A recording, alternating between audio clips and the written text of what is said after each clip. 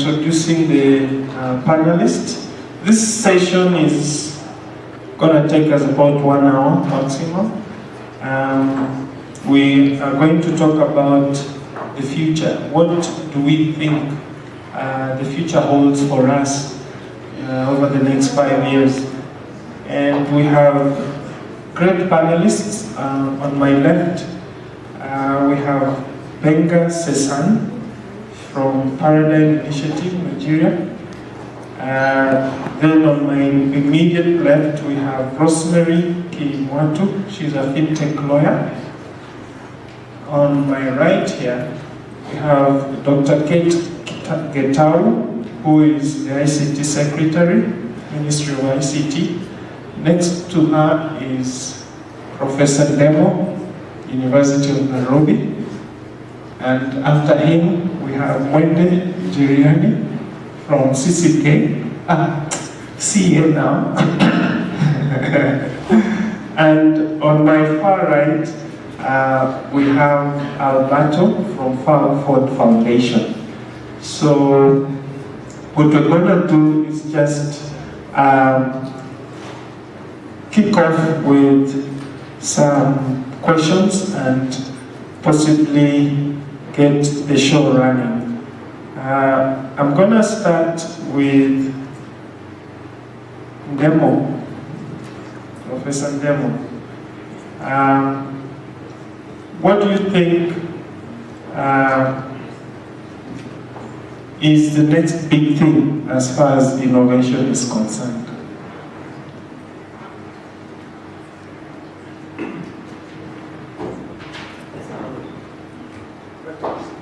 Okay. Good afternoon. Okay. I want to answer this question in some way. For the past 2 weeks, I've attended 2 conferences, one in Canada, which was the future of work, and another one in Berlin, Germany, the future of learning. And in each case, we had various teams, various private sector companies, but one that was more interesting was the one in Canada, because we had some of these Uber, Amazon, and stuff like that. First, from entrepreneurial point of view, innovation is a must. If some of you remember somebody called Schumpeter, he said, we must creatively destroy ourselves in order to survive, which is a paradox, but that is what we need to do. Now, the reason why I talked about Canada is not to brag, but to come down to what would happen, the innovations that are coming. All these companies that you see, from Uber to Amazon, they are leveraging on 3 technologies to change the world. They are leveraging on big data, they are leveraging on artificial intelligence, they are leveraging on the Internet of Things. And if you've been following, Amazon bought Whole Foods, and I said, would it be nice if some local telco bought Uchumi or Nakumat, which is struggling because they failed to innovate. They did the same thing over and over.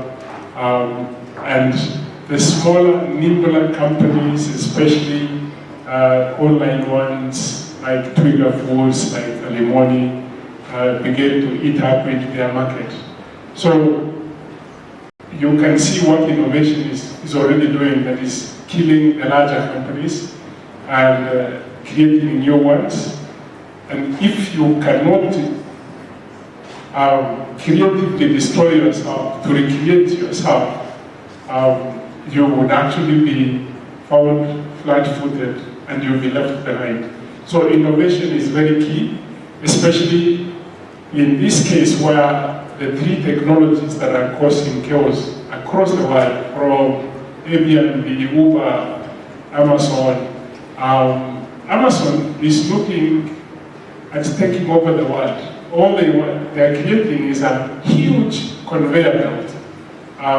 Whether it is books or milk or groceries, they would all go through the conveyor belt. But what do they do? They want to understand the customer and provide the goods when the customer needs them, how the customer needs them, and in what condition the customer needs them. These are new innovations that are coming, and in the next few years we will be talking totally different language. I don't know whether I answered the question. That's good. Creative destruction. I will now ask Rosemary, who is a fintech lawyer, to tell us her views on what will probably distract the fintech environment over the next 5 years. Rosemary.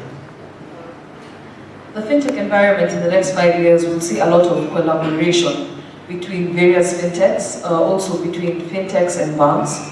I think right now there's issues. We have cards, we have different kinds of process payments, we have applications. What we're seeing happening right now is a lot of integrations.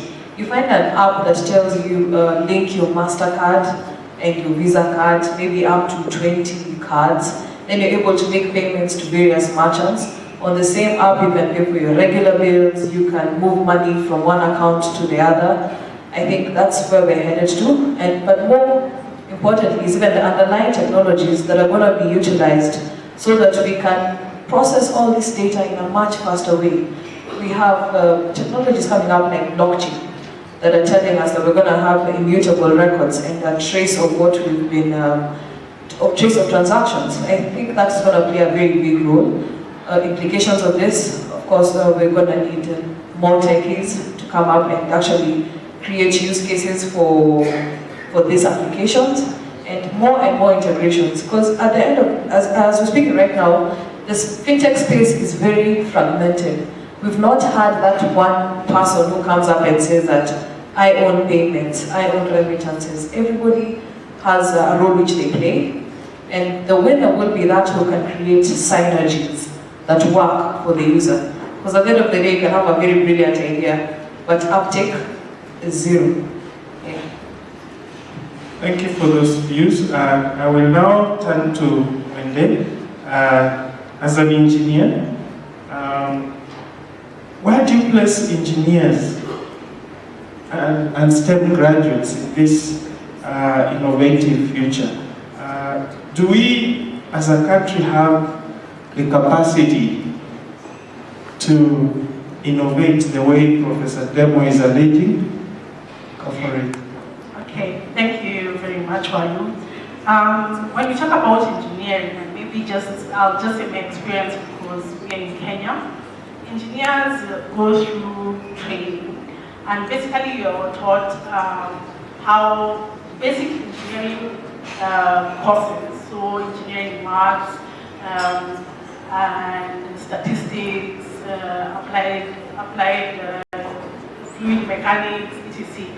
But probably in terms of training, it might have changed, but during my time, it didn't, there was nothing that helped us go into the industry having an idea of what the industry was about. So if you came out and wanted to work with telecoms, which basically ICTs or the internet is based on, what would you have known? Probably antenna engineering, but that was it. We didn't learn about microwaves, or we didn't learn about TCP/IP. We came to know about it when we came into the industry. So I'm hoping that the time Professor Ndemo, that has changed, that we're having engineers who are aware of what is happening in the industry. As Professor Ndemo has said, there are various drivers which we'll see in the next 5 years, issues to do with big data, Internet of Things, and artificial intelligence. So for example, are we training engineers who will come into the industry, who know something about IPv6?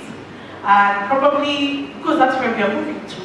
So hopefully, the engineering courses are becoming more adaptive to changes in technology. If not, I hope there's a drive for that. So I I hope I have answered your question, but I believe there's a need to change the curriculum. You're also you're also in education, so the need of change of curriculum, or possibly what we see Internet doing, the Kenya School of Internet Governance, that we are now becoming more responsive towards what the demands of the industry are.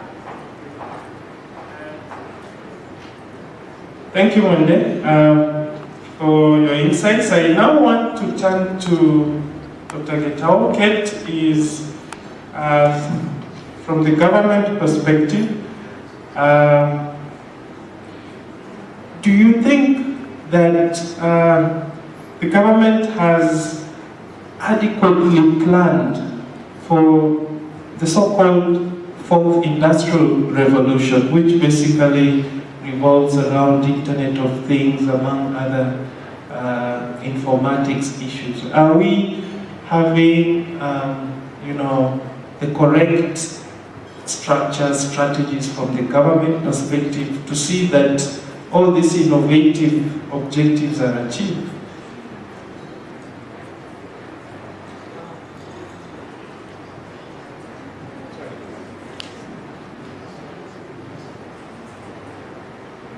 Thank you, Wayawaya. I remember when I was a child, I used to watch Mamboleo, so you can see how old I am.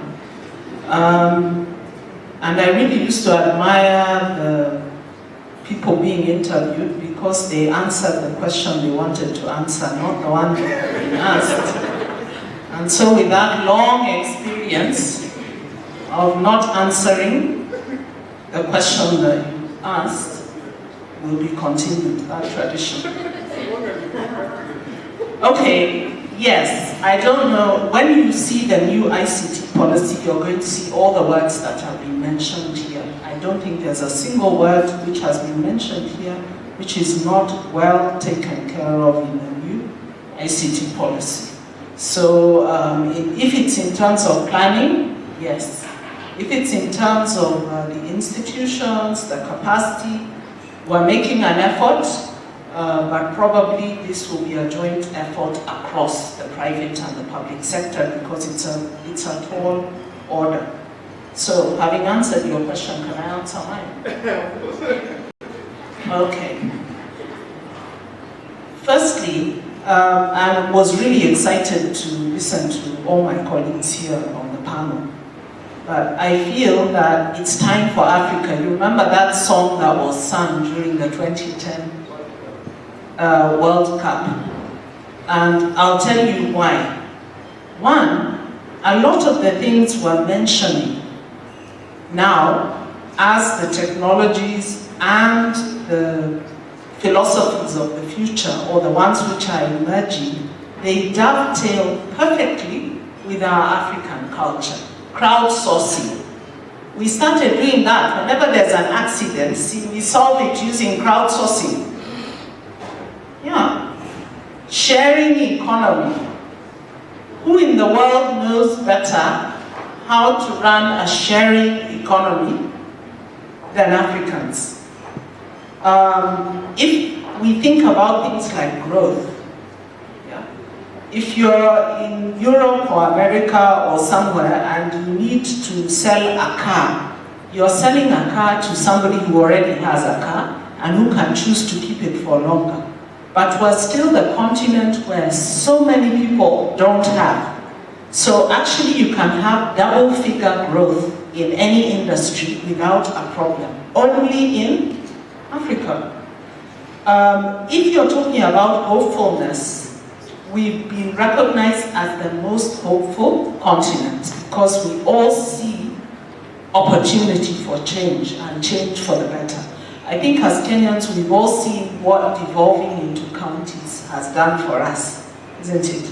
You're seeing things you would never have imagined seeing in the rural parts of Kenya, simply because we moved capacity from the cities back to towns and devolved areas. So we have lots of strengths.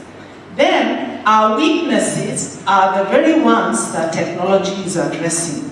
I keep hearing, apologies to CA, about the national addressing system.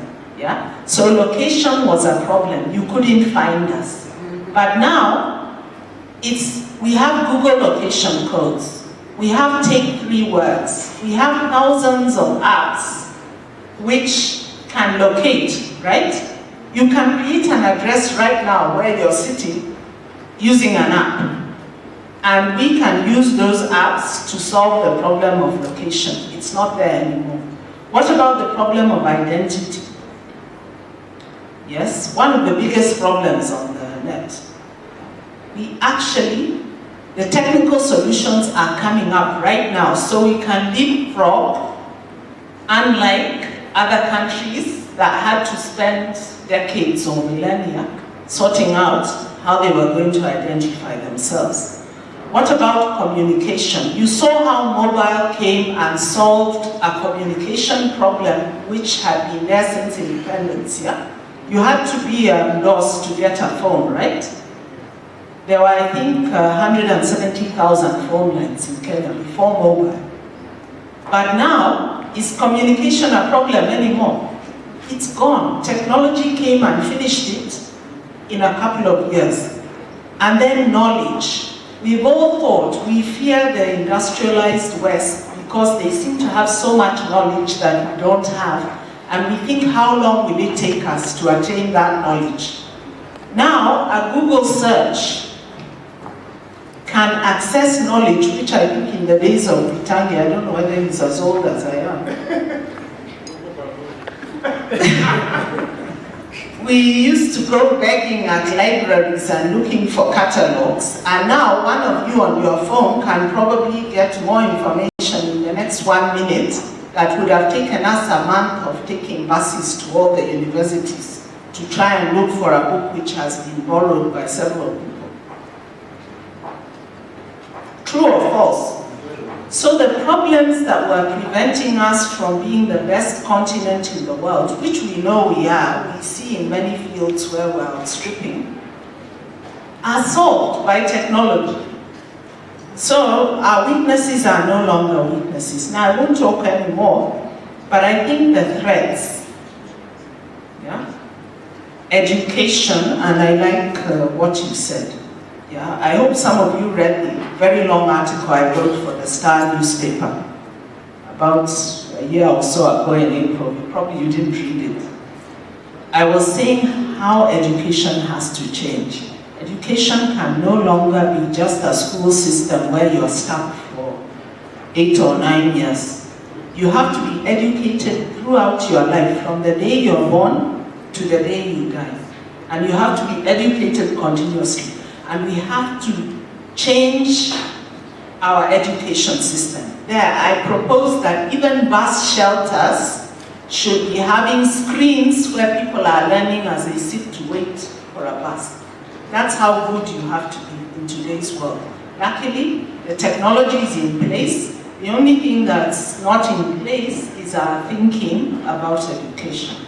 Second threat, our politics. It's taking up too much time and too much resources, and to me it's completely nonsensical. Unless we give up our love for politics, we will continue to remain a backward continent. Last thing, short-sightedness and lack of strategy. I think too many of our population have the wrong vision of the future.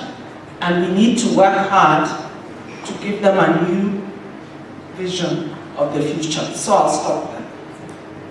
Thank you, Kate, for answering my question. And actually, you got more marks with your own question. And now I want to turn to, his name is difficult, Benga, but spelled with a G.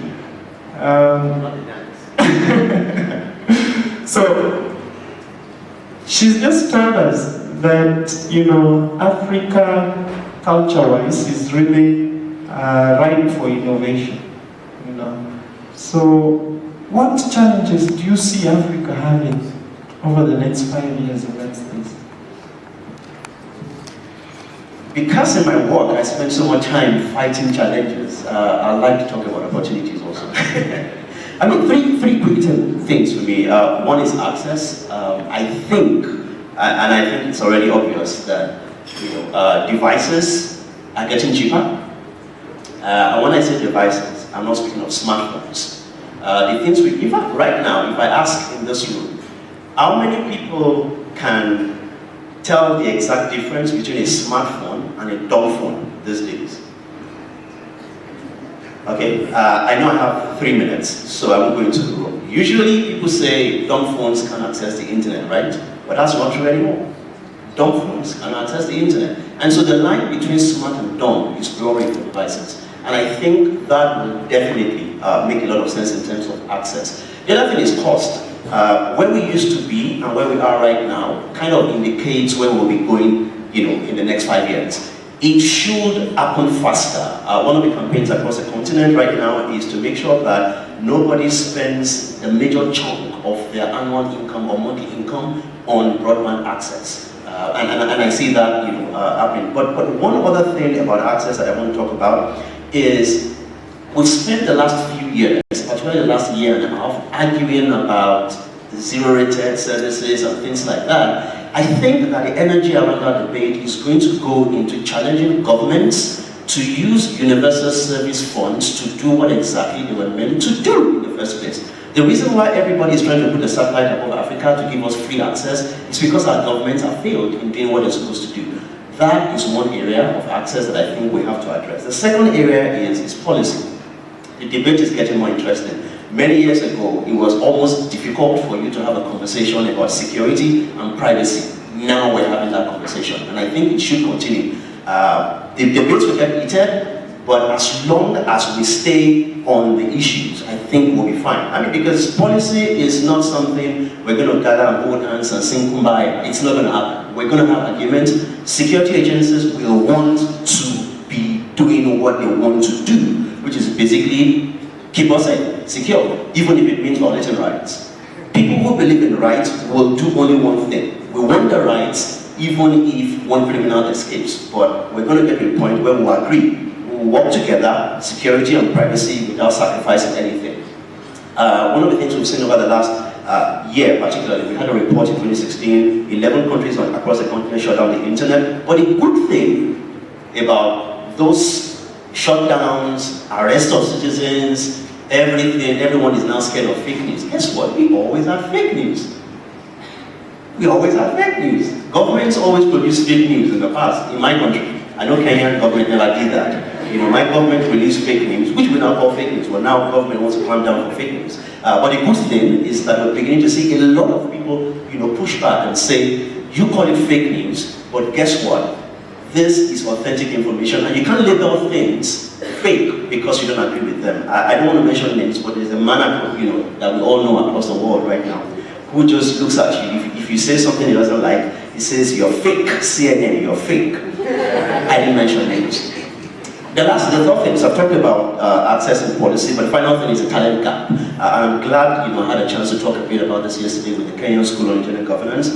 We have a huge talent gap. Unfortunately, our education system is built to produce people who are not relevant in the societies they go to. I studied engineering for 5 years in Nigeria. By the time I graduated, what I studied was practically useless. I practically studied the history of engineering, not engineering itself. And I know we complain a lot about education, we talk about curriculum and all that, but in this same environment, we've got outliers. We've got people who, in spite of the curriculum we complain about, they become something we admire. And I think that, it's not a place to stop, but we need to understand that the reason why we have more outliers now is simply because we've got the internet. She just talked about that. Many years ago, you had to go to a library, write your name. In fact, some people will write their name in the morning, so they will go back in the afternoon because you only had to go once. They will write a second name, which was not exactly theirs. But right now, all you need to do is, bring out your phone, type something, and the example I gave yesterday was very simple. We all know about the Z10, the IBM mainframe machine of those days, and the Z10 made by BlackBerry right now. You would imagine that a mainframe should scare you, but the Z10 in your pocket has more processing power, 16 gig of space, and guess what? Compared to 256 MB. There will be opportunities. I think that the talent gap is a major opportunity for businesses. I think it's a major opportunity for civil society. There are organizations that are building programs around turning people who almost have no opportunities and giving them, a chance through learning. But beyond even the opportunities, I think that's something we will see over the next 5 years, and I can be quoted on this, is major intra-Africa migration. It's now more risky to go to Europe. You will die if you go by boat to Ghana, most likely. If you go through Libya by boat, you'll likely die. If you want to go to the US trying to get a visa, they know you're desperate, they won't give you a visa. So we will begin to have intra-Africa migration. And countries will need to compete for the best of the brains. If trends continue the way they are right now, I can tell you that there are 2 countries represented in this room that will lose many people. And I won't mention the countries. But your guess may be as good as mine. I'll just list very quickly a few things that these countries will use to compete. One is bed, and I'll use peas. I love peas. I use bed, cheap accommodation. Border. Some countries are now smart. An example is Ghana. If you're African and you carry a passport from any country across the continent, you are allowed to get into Ghana without a visa. Listen to this carefully. Any country that makes it difficult for an African to get into their country is stupid. Because what you're doing is you're keeping out talent. Absolutely. The next B is bread. Food. Oh, I love Kenyan food. Okay, I won't say this when I get back to Lagos. But seriously, the places you go to and you have to skip lunch and eat dinner because you're scared. Talent is not going to go there because at the end of the day, when you work hard, you want to be able to buy food. The other is broadband. I can't stress this enough. One of the reasons why we do everything and get desperate to run away from the continent is simply because we don't have enough access to be able to generate. I can generate content in my bedroom, sell it to the rest of the world if I have good access. One of the problems with broadband is that we made a mistake at some point, and I know I speak for a few countries across the continent, we made a mistake and we failed with terrestrial infrastructure. And then mobile came and then we jumped on mobile, which should be good news, but it's not exactly the best news. And we're paying for that right now in terms of the kind of quality of access we're getting. Bus, public transportation, and maybe a friend of mine said, I need to add one more B. This is speaking for my friend, not for myself. And I can't tell you which country that friend comes from. It says number 1 on my list of B's should be booze, not even bread or broadband. It should be booze. I won't tell you which country. So I think in terms of talent gap, in terms of policy, in terms of access, we have a roller coaster ahead of us as a continent. A roller coaster can be turbulent, it can make you throw up, but a roller coaster can be fun. It depends on what you decide to do before you go there. Great insights there. Beyond answering the challenges, you dwelt a lot on the opportunities, which I think is a good thing. Finally, Alberto. Alberto deals with issues to do with human rights. As countries get more sophisticated in terms of getting online, what is your view with regard to human rights, internet rights, moving forward?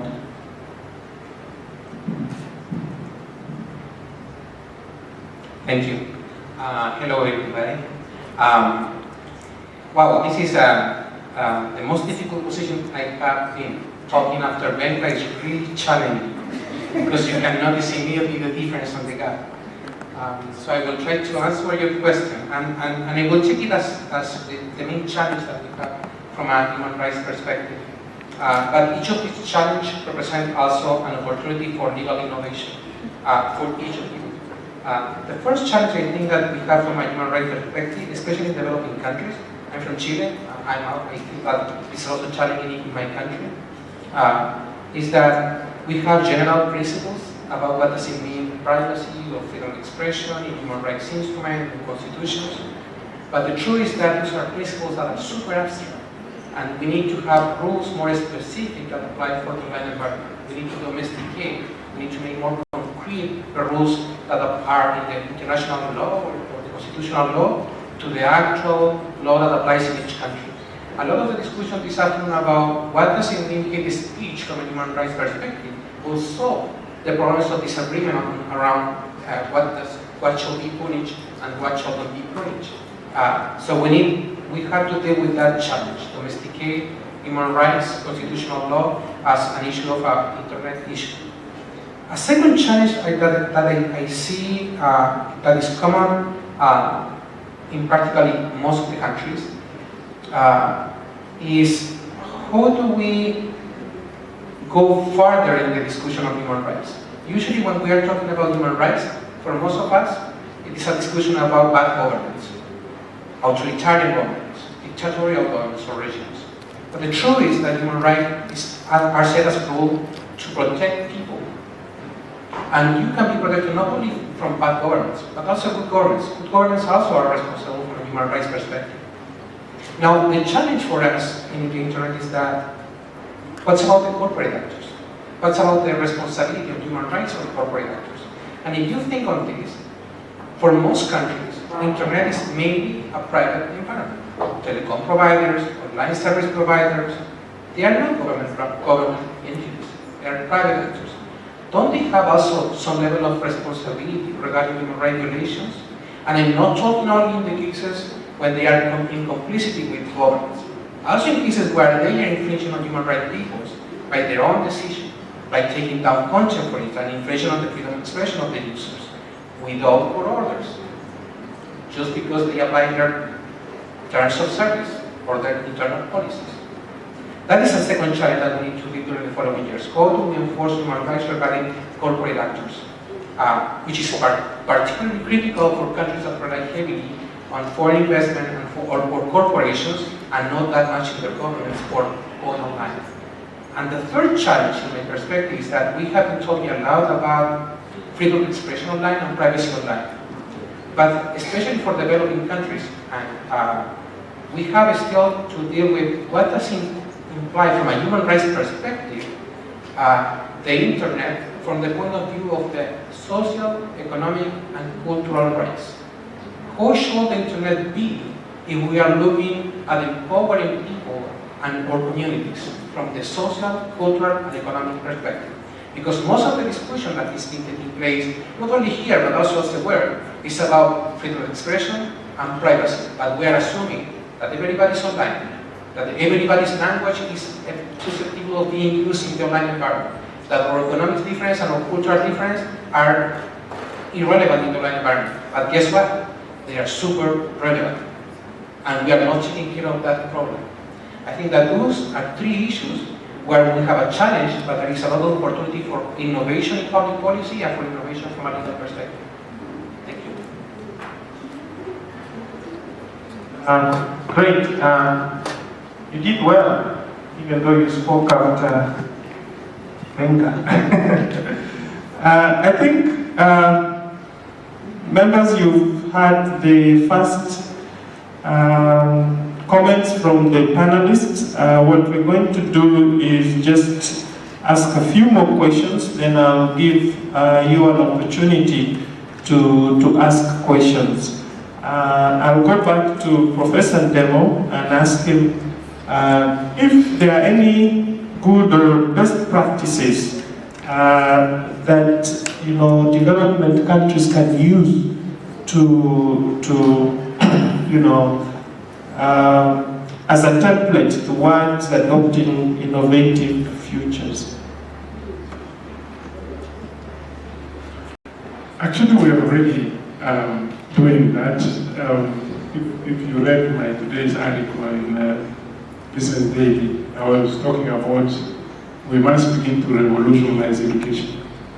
One of the startups that I saw in Germany is a startup university of engineering. Yes, and what they're doing is they will take the students and pair them with an industry and a specific project. And every year they have a specific project. So by the time they graduate, you are not asking them for any experience. They have done it, they have done theory, they have done practice, they have done... the reason why I'm saying this is that much of what we call innovation here has been and fairly centered in the ICT sector.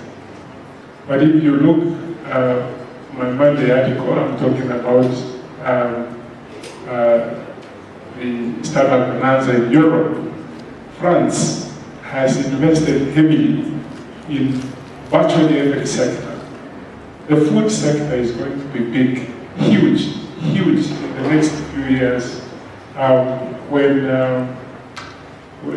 Before Steve Jobs died, he was telling his doctor that biology was going to be big, and the areas around food, there's going to be a lot of innovation. We shouldn't wait until we have this food from the Western world. And I think the only thing that we need to change in Africa is culture, because we are stuck. I've never seen anybody innovate around food, around ugali. It's the same thing. It is softer in Nairobi. It gets harder the western way to go. We've never even tried fufu from Nigeria and see how that works. We actually need to get into that space because IBM has a lab which deals with food only. And they are looking at which food would you eat so that you avoid things like obesity. You look Google food, they are going into food. Soon you find yourself, like we found ourselves, all the big innovations that have come from Facebook, Twitters, and whatever coming from the north.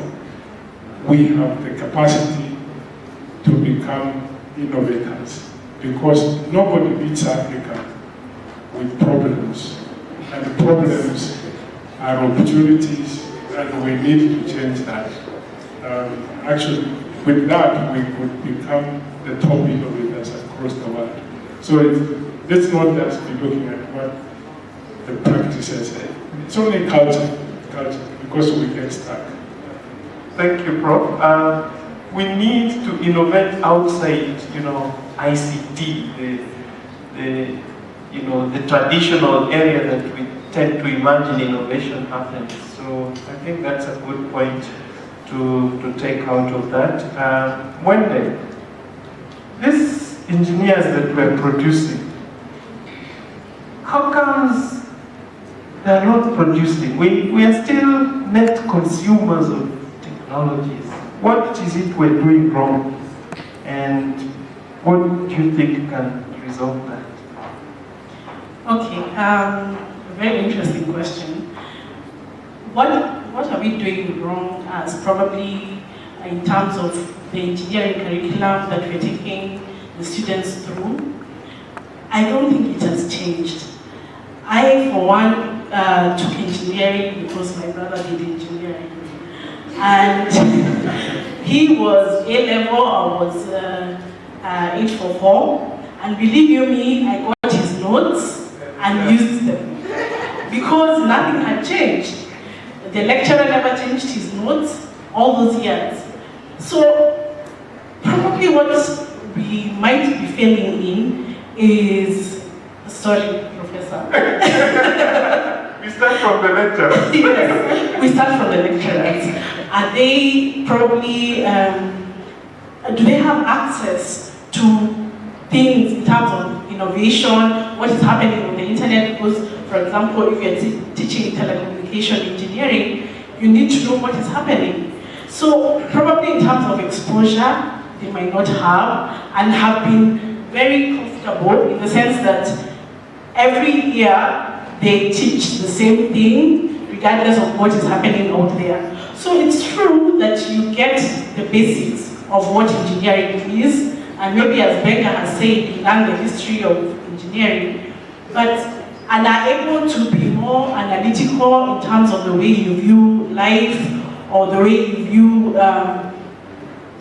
solutions, or getting solutions to problems. So you have that mind. Engineering creates that mind in you because you actually become very analytical and a problem solver.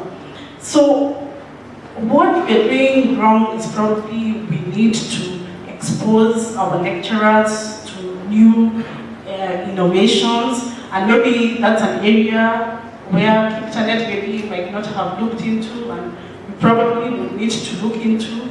Are they willing to come? Maybe Professor, you can comment on that.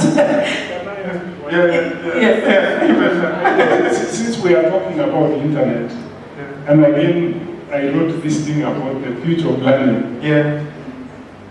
A lot of people globally have finished degrees through MOOCs, through online, but they don't have papers. The problem here in this country is papers. Focus on papers. Focus on papers. And even when I used to try to get people who are coming into this country to help with innovation, immigration used to ask, this one doesn't have a degree. Kenyans have degrees beyond this. It's like actually asking Zuckerberg, where's your papers? or yes, no, that was honorary. Honorary degree from Harvard. Not, you did it. No, I meant Bill Gates. Bill Gates or Larry in Oracle. You don't have to have an engineering degree to innovate in engineering. There are so many coders in this country who code, and they have never stepped. There are so many people who work on network, network engineers. They don't have the papers. Then you go ask somebody for papers who has never seen how the cables are laid, and then there are some guys here who know how to lay it. We need to change our mindset.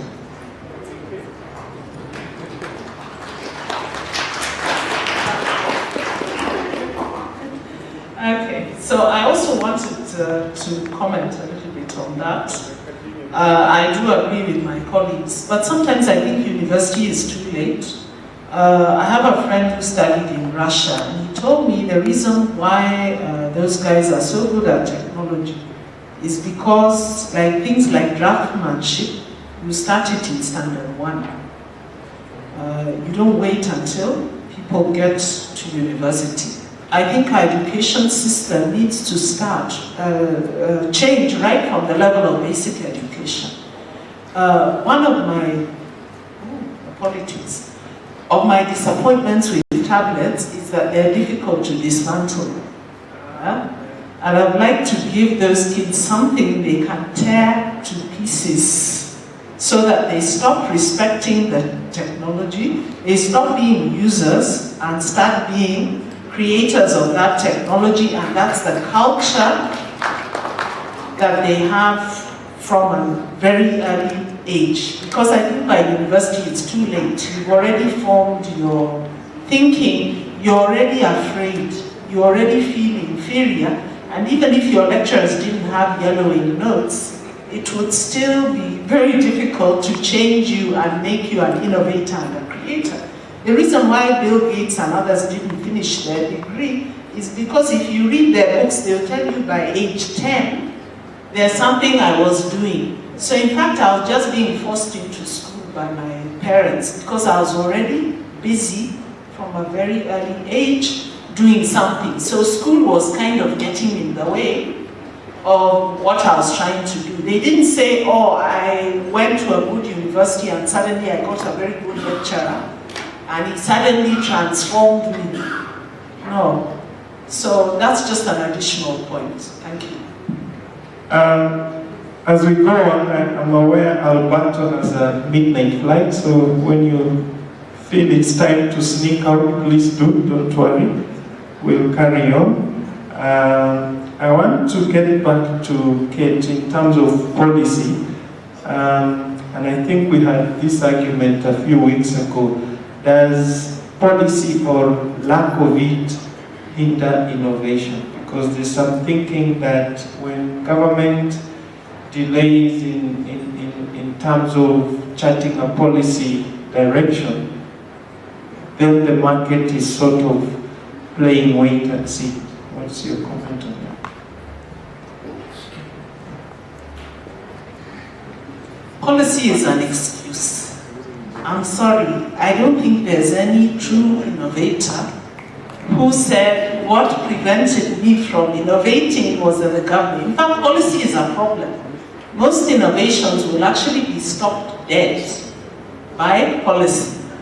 What if you want to innovate in the area of food, but government is focusing on mobile phones as policy? Does that mean you stop innovating and wait for the day when the ministry will decide to start innovating on food? I think Kenyans were actually just looking for excuses about why we don't do things. And since the government is big and we all hate it, it's the best scapegoat for all the things we're not doing. I'm sorry, it's just an excuse. Okay, that may be the case, but I want to bring in Rosemary because the discussion I referenced to was about, Bitcoin blockchain issues, and, that's your space. Do you think there was any, slow uptake of this technology arising from any government intervention? Well, Dr. will disagree with me, but I think we already set our boundaries. If that we agree here and we disagree on this point. But what I'll say is that when one arm of government gives a directive, it may not be a policy, it may not be a law, it can even be an advisory opinion, warning people against certain technologies. It muddies the waters in regards to appreciating the background technology, which will be much greater use.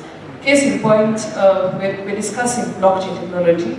For those of you who've not yet caught up, blockchain technology and Bitcoin. An advisory warning was given in regards to Bitcoins by the Central Bank of Kenya, and there was a feeling that it created a chill effect on the uptake of blockchain technology, which is the underlying technology that has several other use cases.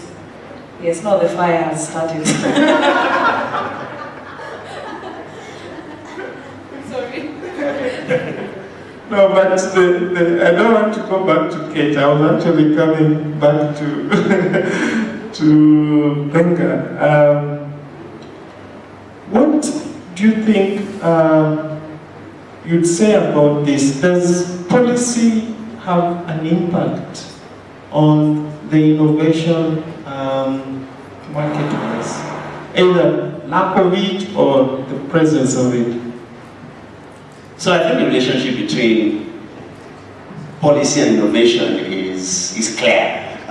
Innovators really don't care about policy. Innovators just create. They don't wait.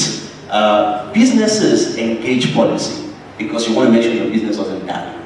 So usually in a company, you see the innovator doesn't care. All he does is just create. But then the business brings her down to earth and says we need to engage policy. But I think that the people, like you said, Kate just said, the people who complain about policy before they, in quotes, innovate are actually contractors. Yeah. And government is probably one of the biggest business suppliers across the continent. So at times you wait for the budget before you can say, oh, we need to get this business and all that. So I think that, we need to engage policy apparently. I mean, I've said that in terms of the business, in terms of civil society, we don't have an option. But for young innovators, and this is what I say to every young Nigerian I speak to, or outside Nigeria who is still on campus and they're trying to create stuff, do it. Get permission later. Because if Bell Graham was waiting for permission, we wouldn't have phones right now. We wouldn't even have electricity, we won't have bulbs, we won't have everything. So just do it. Then if you do it, and then there's a new policy that says, oh, this is going to be a problem and things like that, then the business structure that you get involved with will then be able to engage policy.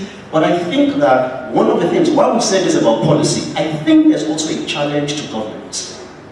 Governments need to stop sitting in the capitals and then waiting for innovation to happen and then legislating around it. We've seen this happen. One of the government committees I work for in Nigeria were discussing the possibility of banning voice over IP. And I laughed. I mean, I laughed out loud and said to them, if you ban this, you're setting yourself up for trouble because you won't be able to call your son when he travels. Because if you ban Skype, you're not going to use your mobile phone because it's going to be expensive. So I think that governments need to move from the capitals into the spaces where innovation is happening and listen. Because I know government officials, and I say this without apologies, government officials are used to coming for events and talking and leaving. Governments need to go to the hubs, sit down, shut up, and listen. When you listen, you will hear what's happening around innovation, and then you can go back to the capital and discuss policy, and that way, your policy will not get in the way of innovation. Yes, innovation is not an excuse, but governments also need to learn to listen and use that to make innovation smarter. Because if innovation is dumb, you're just going to kill your own economy, and you won't win the next election. Okay.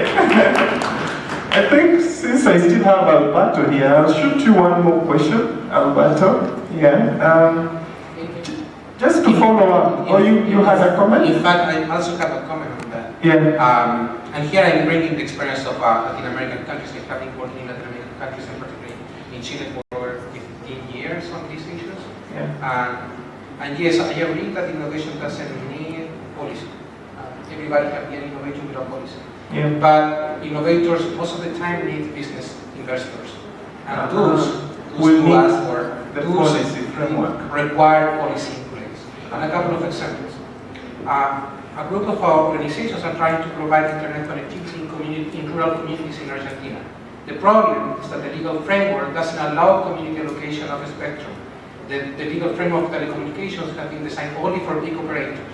As a result of that, those communities do not have kind of implement solution for community network in rural communities. Because of the case, they became criminals. This is stopping innovation.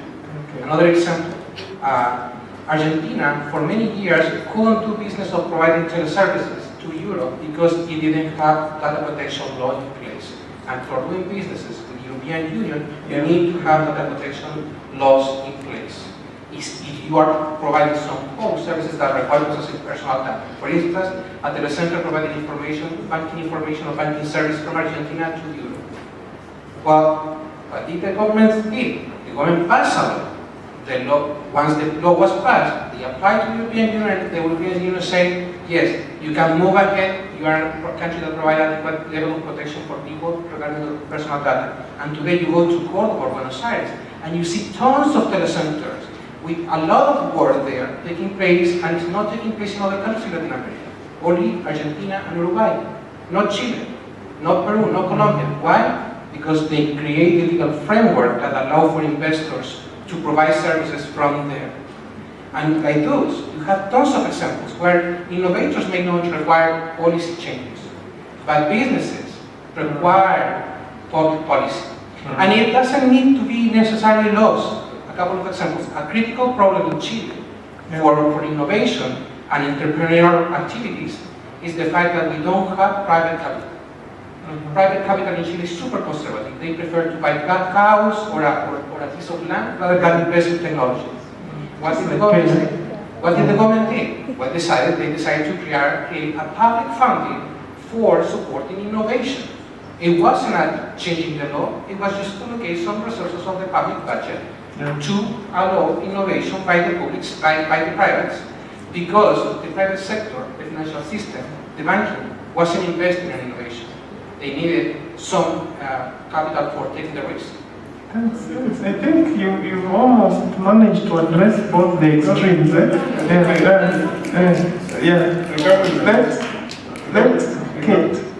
Let's Kate, she's burning. Okay. I think everybody agrees with me that innovation does not need policy. It's a fire burning in you and it's going to burn. However, I don't want to say policy is not important. It is important, but there are two things I want to say. Firstly, in Kenya, you actually have a listening government.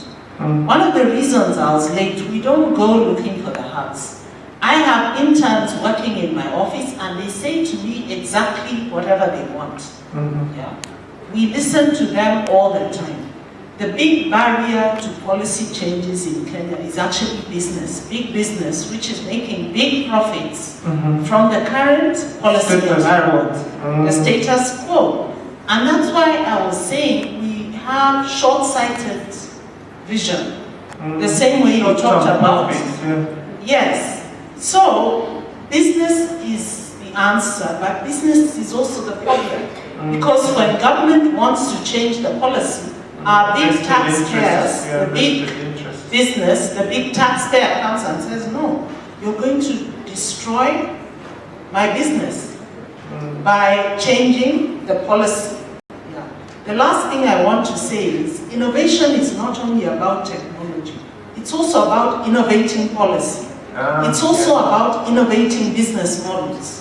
It's also about innovating the way we work, the way we live, everything. So let's not just say, okay, what we need is for the government to make policy and then for technological innovators to innovate. Yeah? Everybody has to innovate across the board, including these big businesses who don't want changes in policy because the current policy is giving them business super model. profits. Yeah. Let Prof also add. I will just define out of this. The definition of government is to facilitate. Okay, thank you. Finally, Rosemary. What can I say? I'm very happy with the feedback that is there today.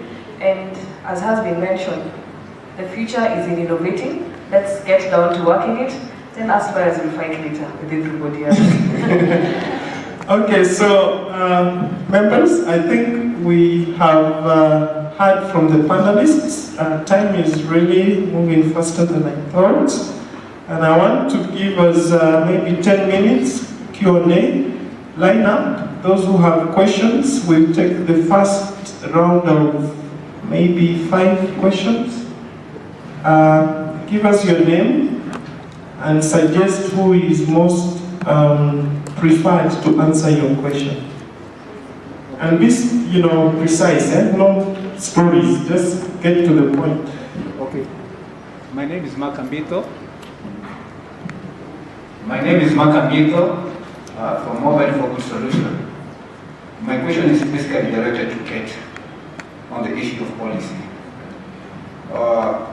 The government is a big brother, and we have the big oligarchs, which are the big business.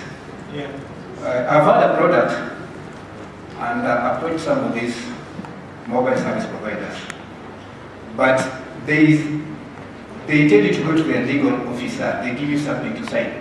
In that signature, they ask you that the institution could be the cause of developing this product, and in case in that situation, if any of the employees take that technology and goes with it, then they have no legal liability. They have no liability. That puts the creative people with knife innovation having no potential to approach it. Some of them you have to use through their spectrum if you have a product. Secondly, on the aspect of innovation again, we've seen the importance of call centers. Right now in India, they have rural BPOs and ITEs. It's because of the policy. If you give somebody a tax rebate, if it's supposed to set up something maybe in Njiraini that can employ 300 people, that one enhances those people in terms of maybe providing employment. So as long as you can say that policy is not important, policy is very, very important.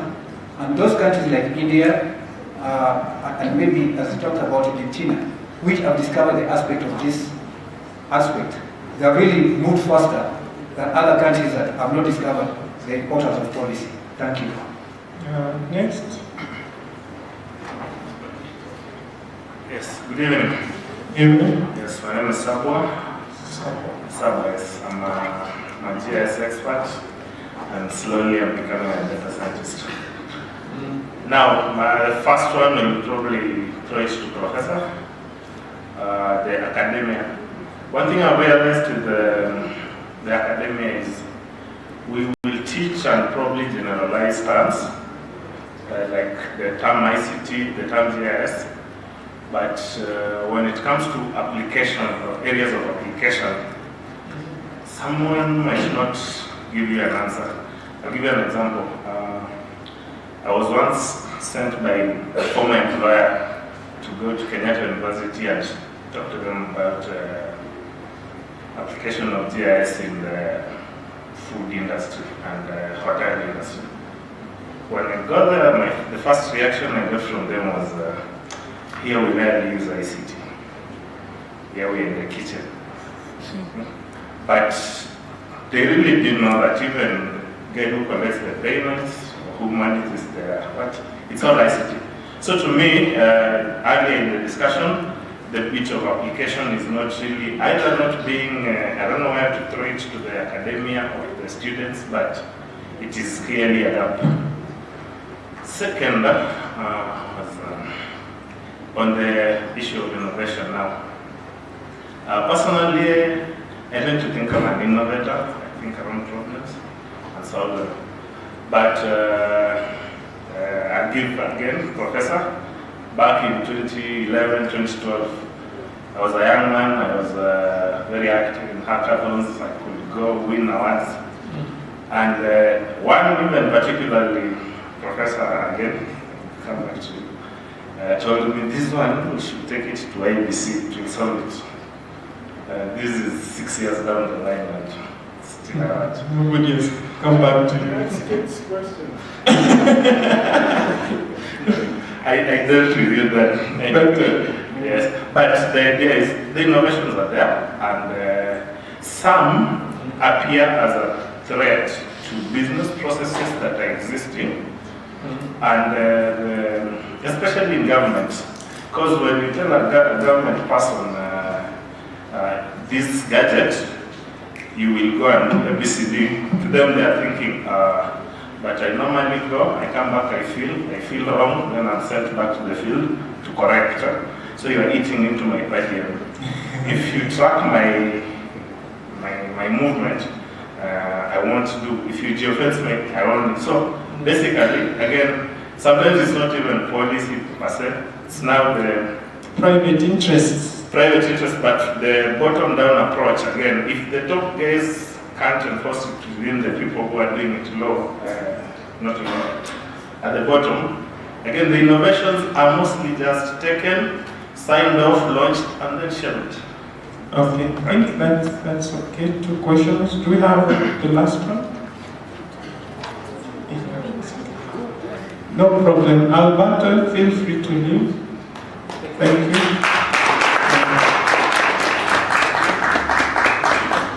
Okay. I'm David Burundi. My question relates to either to Kate, Rosemary, and to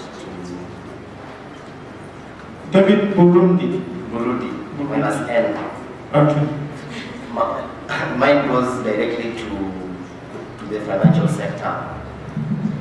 Yeah. Last year in May, the central bank governor said the market sector is at a new normal. It's been a new one. And in May, he was asked, is Kenya ready to start adopting new technology, bitcoins, the fintech aspect? He said, this was his response, because I am quoting verbatim.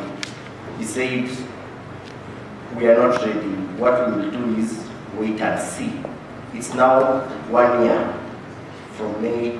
The governor said that? Yes, it was during in a public forum. Yes, it was a MOICT open forum. He said we want to see how those countries who have already adopted this form of technology in the way they transact their business, and then we see how it works for us in Kenya. So my question is, are we ready to adopt, based on the discussion that you have just informed us, that we have just to do it and then we wait for the spillover effect? So permissionless innovation. Exactly. So are we ready based on the way technology keeps on changing each and every day? Okay, next.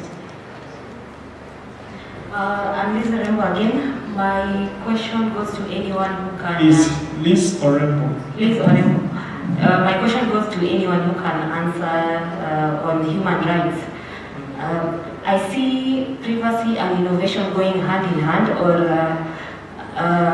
they are kind of on the same line. So the more we fight innovation, the more it comes out to our faces. The same to privacy. The more we fight it with the advancement of technology, the more it becomes blows up on our faces. So how are the discussions on privacy changing over the years, and how are we prepared to tackle it when technologies like artificial intelligence mix with fintech, or let's say blockchain? Okay. I think the last one, is it? Okay, fine. The last before the last. Okay. So I have a very specific one, and this must be to Rosemary. Why has it taken the bank? Sorry, Wangari. Yeah? Wangari, yes, thank you.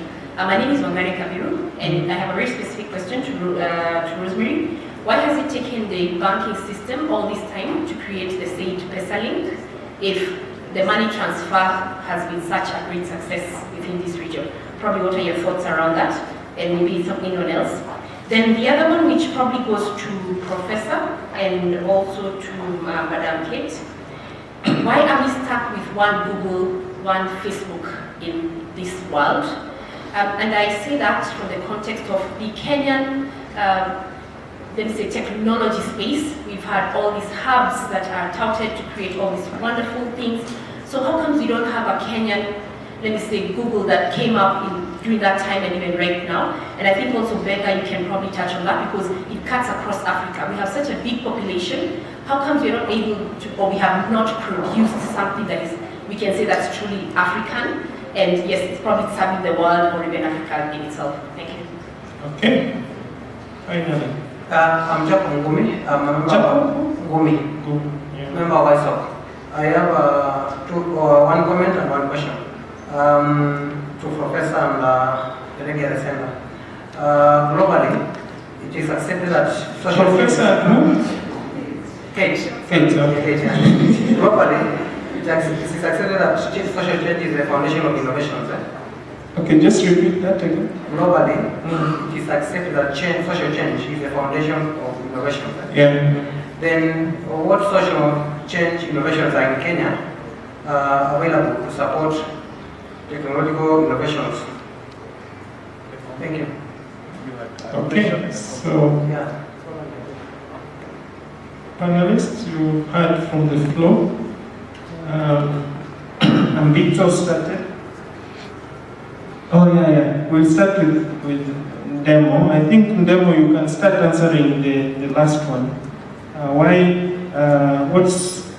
No, not the last one, the one before. Why do we have only one Google, one Facebook up to now? That was your question. And also on Subway, and a direct one for you, about education system theory versus application.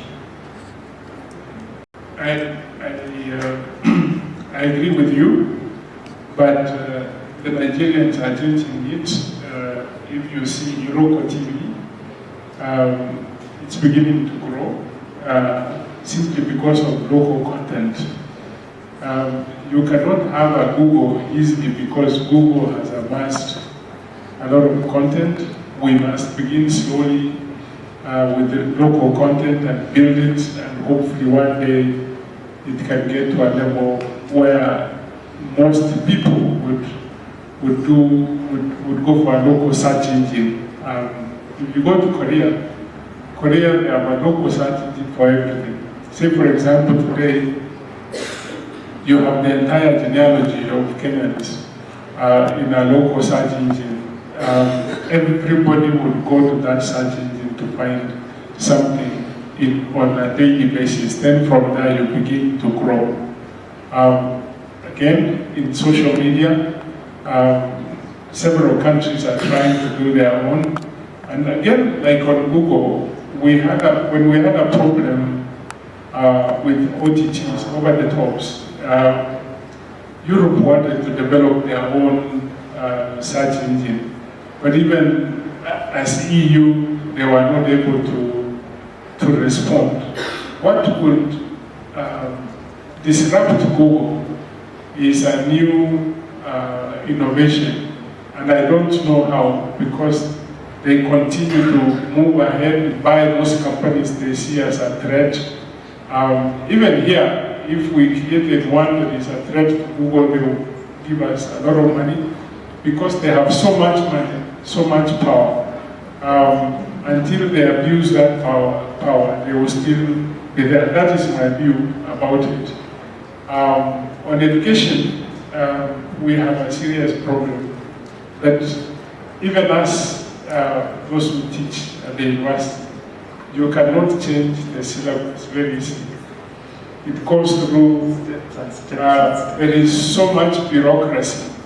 And when I said about a startup university in Germany, I was trying to answer this question because in advance, because you need to have a very nimble system that addresses the skills that we will need in the next several years. We don't discuss that at the university. We keep on doing the same thing until there is a serious disruption. Then the universities can wake up. I don't know the answer, but I thought that CUE would be the answer. But somebody sent me the programs they approved for universities. I still have it on my WhatsApp, I can circulate it. You would feel sorry for us. Because 60% of the courses were dealing with theology of whatever. The other 30% was dealing with criminology.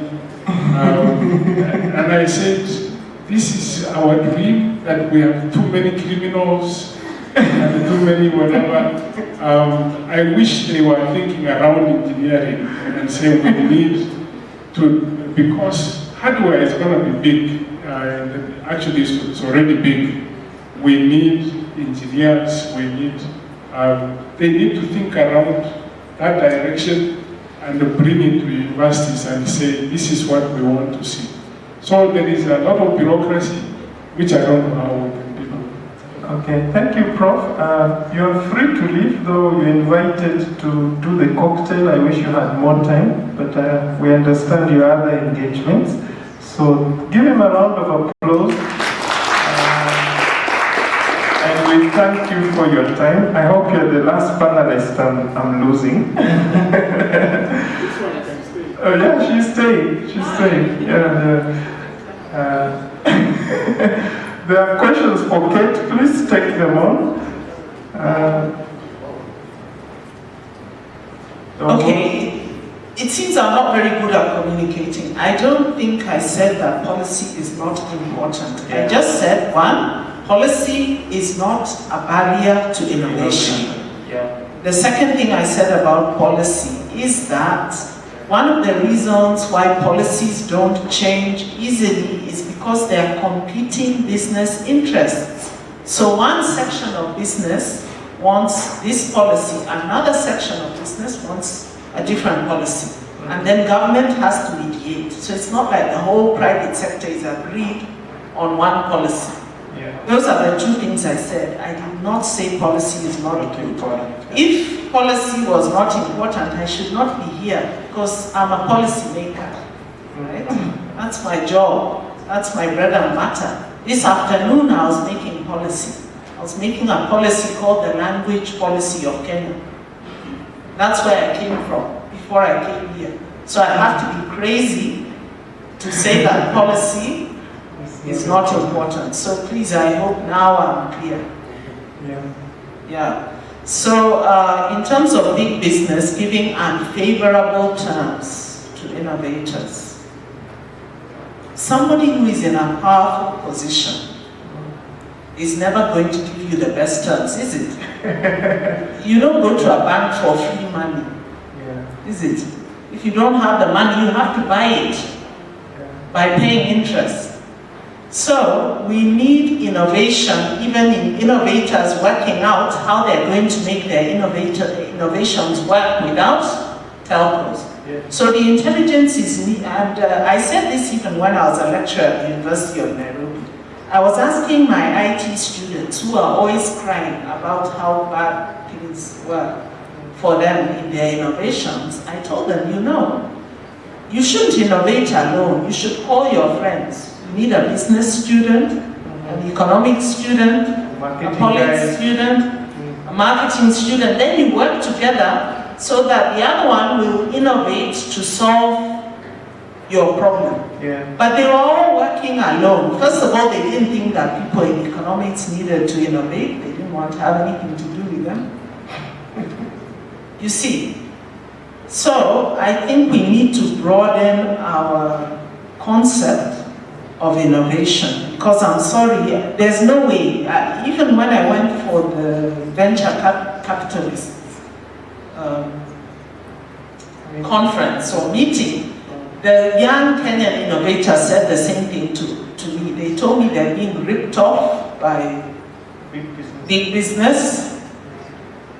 They all have the same problem, but when I thought about it now, what choice do I have? I have to go to those big business and tell them, be kind. They'll tell me you are not in charity, you are in business, right?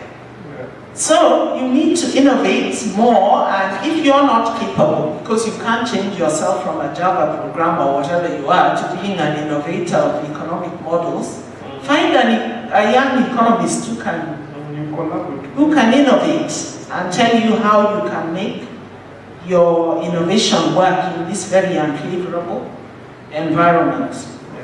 Okay, maybe it's unkind but true. Innovations are not being taken. I innovated. We made something with students at the University of Nairobi called Pimasema. Yes. You know, I'm one of those who designed the Huduma Kenya initiative. And as part of that, we created a device called a Pimasema, which we had, at that time I was actually sitting as a PS in the office of the president. And I spoke to Moderator, the famous Moderator, and all the PSs. I told them, here is the device. We had actually built it. Can you put this in all the Huduma centers? And I had actually stepped aside and said, so that you won't say it's corruption, I won't take a penny. Let these 4 students get the beneficiaries. It was called Pima what? Pimasema. Okay, most Kenyans Pima Pombe or something. So I'm trying. So what was it Pimaring? Okay, I don't want to go. It's a long story. Maybe I'll write it in my biography. But to cut a long story short, yes, Ambassador Moderator was very, very excited. He said like tomorrow we can get 1,000 of these things and put them in the centers and so on. But by the following day, we had come up against the procurement law. Because as government, we are accountable to taxpayers, and the law dictates certain things. Yeah? So I can't just wake up, no matter. I told you I was sitting in OP, in the same building as the president. But I could not procure my own invention. Yeah, so the whole thing died, and eventually a similar device was procured from a Spanish company, and I think that's what you see in the Huduma centers today. So it's not just about corruption. Yeah, it's also about processes. In government, we're not as free as you seem to think we are to do whatever we like. We are held accountable by taxpayers, we're held accountable by the law, and there are things which we know are right, which we cannot do. And this also addresses the question of the gentleman who is very frustrated about Bitcoin. Do you know what would happen to the central bank governor if people started losing money? Yeah? There's no person who can more easily go to jail in this room than me, as the government official. I'm bound by, in fact, there's a time I did almost go to jail. I just prayed in the morning and I said, if I'm going to end up in striped suits when I was trying to do the right thing, then so be it. Yeah, so please try and understand. I think many people don't understand policy, you don't really understand government, because in Kenya we are streamed. You either go into sciences or whatever. So you don't understand the other side of it. And I'm talking about myself, because I only learned about these things when I joined government at a very old age. And all the criticisms I had been criticizing government, I just shut up at that point, because I suddenly realized, hey, it's not as simple as I thought it was. Yeah. So that is why we are cautious. It takes 5 minutes for a person like me to go to jail because I have wasted public funds, because I have procured things which are not valuable, using taxpayers' money. I have started projects which have failed, and that kind of thing. Yeah, and that's why we're very, very cautious as bureaucrats. So we have to innovate, help us also to innovate in that area, so that there are ways of procuring our Kenyan innovations instead of going for best practice, best value, globally known brands where no one can criticize you even if you go before Parliament, the Accounts Committee. Because you'll say, I procured the best in the world, and everybody knows. But if I say I procured from David Burudi, and it's gone pear-shaped, I'll be in Langata Women's Prison faster than you can say David Burudi. Okay. Human rights, I'll be honest, privacy is dead. I'm sorry. In my own life, I just think privacy is finished. And if people are still fighting for privacy, I think it's a good ideal, but I think it's over, in my own opinion. That's my opinion. I'm not speaking as a bureaucrat, no. Forget it. I'm sorry. Even at this moment, everybody here is revealing themselves in 101 different ways. And if you're not revealing yourself to the Kenyan government, who you seem to be very afraid of, the US government can listen to your calls at this very minute, if they want to. Yeah, so, sorry, forget it. And think of something else. And try to live your life in a holy and righteous way where you're not afraid of what you do. Why are we stuck with one Google and Facebook? Why are we stuck on one Google and Facebook? The only way that Africa is going to have technologies which will grow as big as Google and Facebook is if we start solving our own problems. Yeah, which are unique. Kenya is the biggest in the world in what? Mobile money. Why? Because it's so relevant for us and nobody else could see any relevance. Unfortunately, we haven't been able to own that technology and spread it across the world in the same way that Facebook took a small technology which was working in a college and took it across the world. That's where we failed. So let's first start, forget Google, forget Facebook. If you're competing against those, you're gonna, as Professor told you, you'll find it very hard to succeed, because it's like me trying to race with David Rudisha or something, you know, and I'm at the starting line and he's already started. And then I start saying, why can't I win like David Rudisha? Yeah, but there are some things in which David Rudisha can't beat me, is it? And I have to find those things and do them. And then we have to, you know, so I asked those venture capitalists, what is the problem with Kenya? Because they invest in Nigeria, in Ghana, in different countries. So I said, what's the difference with our Kenya? And he told me, Kenyans are the least ambitious in Africa. Yeah, he said a Nigerian is bold. He think of building a business that can go in the best of Africa. The Kenyan, as soon as he's got 5 employees and he's making $1 million, he's okay for life. Finish. Okay, I was very offended, but is it true? Just ask yourself. You need to.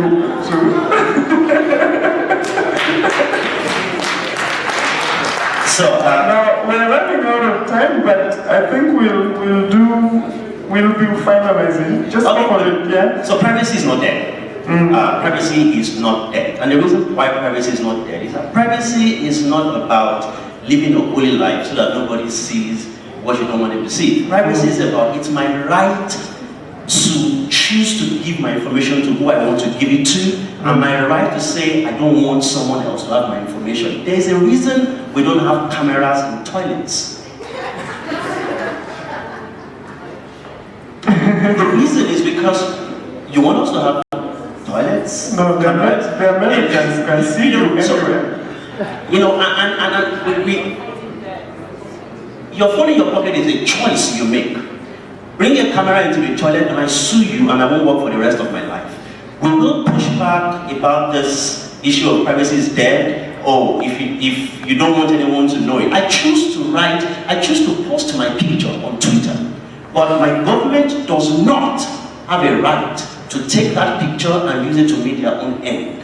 It's the reason why when you're with your husband or your wife and you guys choose to have sex, it is your choice. If you choose to record it, it is your choice. But no one has a right to then take that and use it against you. You will sue them and you will win the case. Privacy will not die. Yeah. But to close, there's something I agree with K1. So I was saying that she read my notes because when the question about Google was asked, I wrote this down just in case I wasn't able to answer it. Apart from short-sighted leadership, lack of capital, odd student-lecturer relationship, absence of expertise, and things like that, the reason we don't have Google or Facebook in Africa is because we've been trying to create African copies of companies that grew from solving their own local problems instead of working on original solutions to our own many problems.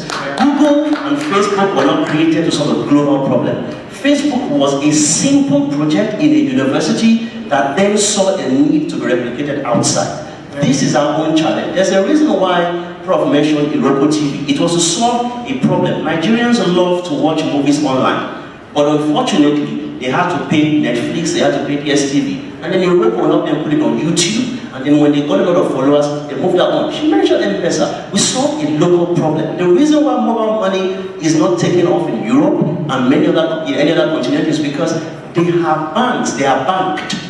We need to solve our own local problems, and privacy is not dead. Rosemary? And why, because I answered the question about why Pesalink took so long, money is a critical infrastructure. And you're coming from a level of bankers who've been handling papers, they've just recently moved to technology. What Pesalink does is that it links different banks through allowing people to transact in very few minutes. The reason why that took long is because it needed to be vetted, needed to be looked at. As Kate mentioned, government has various processes, there are standards which they have to fit. If your money was not safe, would you feel happy? Would you encourage a technology to be rolled out where you're not sure where your shillings will land? And it was for that reason that it took that long to roll out. Sometimes these delays are appreciated, but you'd rather delay but get a very good product. This is a product that's coming to link all the banks that are there, those who subscribe, and linking the money that belongs to so many Kenyans. I think that needed all due standard and care, in all respect to the... Okay, thank you. I want Mwende. She's the only one who will have final thoughts. We've really run out of time. Mwende, any issues that may have been left out from your perspective, please go for it. Okay, thank you very much. I think as we have discussed here, we see there's definitely a gap, and probably that gap can be closed by ensuring that our students in the universities, as Kate has mentioned, are alive to the technologies that are there currently on the internet. And having exposure to that is very critical. Kate also mentioned issues to do with internships.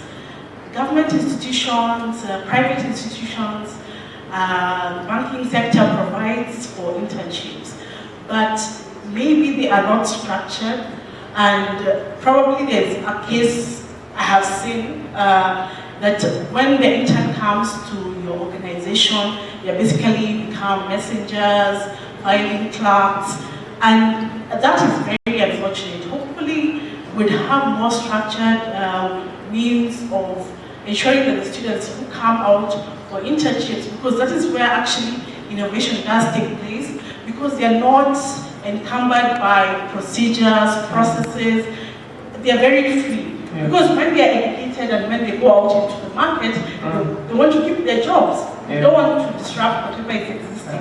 So if possibly we can have internship programs, and possibly even as Wayawaya Internet has started their Kenya Internet Governance School, we would go into helping students to come up with new technologies and attaching them to IBM, Microsoft, etc., and that they're not running around filing or sending messages. Thank you. Thank you. A big round of applause to our panelists.